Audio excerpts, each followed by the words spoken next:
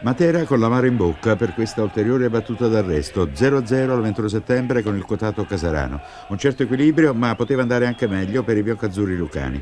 Inizio all'insegna di una certa prudenza tra i materani, preoccupati peraltro dall'assenza di Darmidio e dalle precarie condizioni di De Rosa. Marcature a uomo nelle file lucane, zona ortodossa dei pugliesi.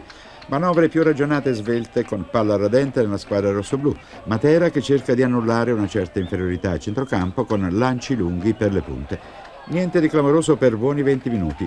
Poi ci prova Marino di testa a sbloccare lo 0-0. La risposta sull'altro fronte con Levanto pescato tutto solo nell'area biancoazzurra. Stangata veemente e applausi per Bruno.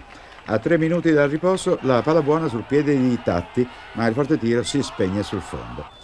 Ripresa, la commentiamo proseguendo con le immagini del primo tempo causa un blackout della nostra telecamera. Il Matera accelera l'andatura e appare più convinto.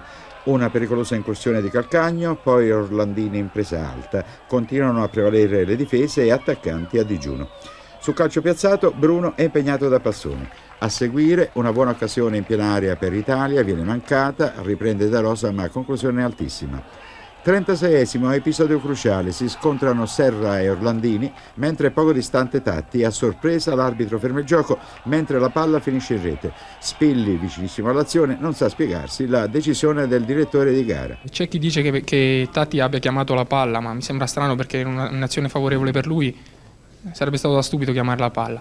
E invece, come l'ho interpretata io, i due si sono chiamati la palla tra loro, si sono scontrati e hanno lasciato via libera a Tatti che ha messo a rete. Forse l'arbitro poteva anche aver visto una spinta di Tatti, ma era talmente distante, cioè non sono riuscito a capire sinceramente. Sul risultato della partita? Il risultato direi poteva starci qualcosina in più per noi, però il pareggio alla fine ci può anche stare.